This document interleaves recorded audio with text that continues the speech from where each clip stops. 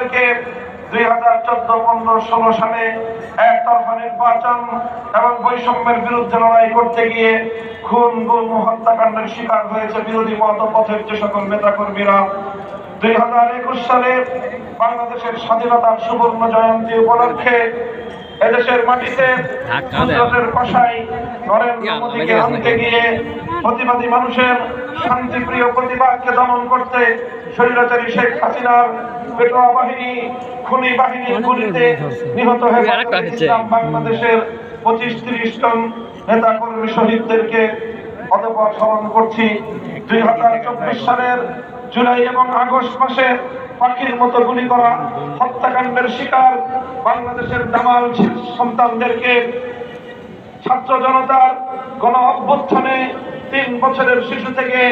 আবার বৃদ্ধ বনিতা যারা শাহাদাত বরণ করেছেন,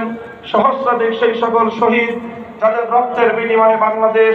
দ্বিতীয়বারের মতো স্বাধীনতা অর্জন করেছে, সেই সকল শহীদদের শাহাদাতকে কবুল করার জন্য দোয়া করছি এবং তাদের আত্মত্যাগে অর্জিত এই বাংলাদেশ যেন শান্তিপ্রিয় বৈষম্যহীন এক বাংলাদেশ হয়ে ওঠে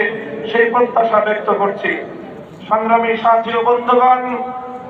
একটা কথা আমাদেরকে মনে রাখতে হবে, স্বাধীনতা ও বিজয় অর্জন করা যতটা কঠিন,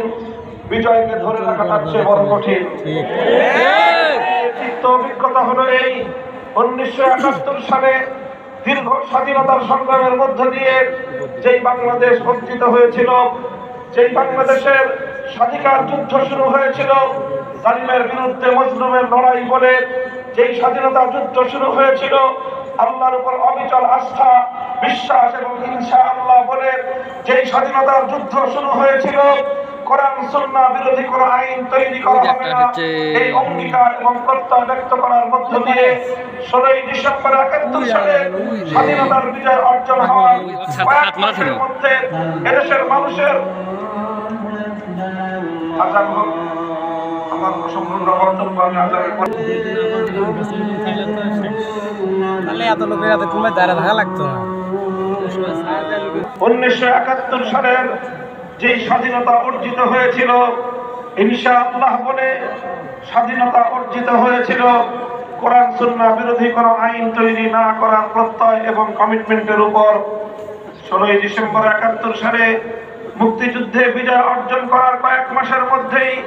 বাংলাদেশের মানুষ প্রত্যক্ষ করল দেশের প্রায় সকল জনতার সকল জনগণের ইচ্ছা এবং অভিপ্রায়কে বৃদ্ধাঙ্গুলি প্রদর্শন করে ভিন দেশি আরেকটি রাষ্ট্রের ইচ্ছা এবং প্রেসক্রিপশনের ভিত্তিতে বাংলাদেশের মানুষের উপর একটি সংবিধান চাপিয়ে দেওয়া হয়েছিল। একটি চেতনা তৈরি করা হয়েছিল, যেই চেতনার নাম হলো ৭২-এর চেতনা।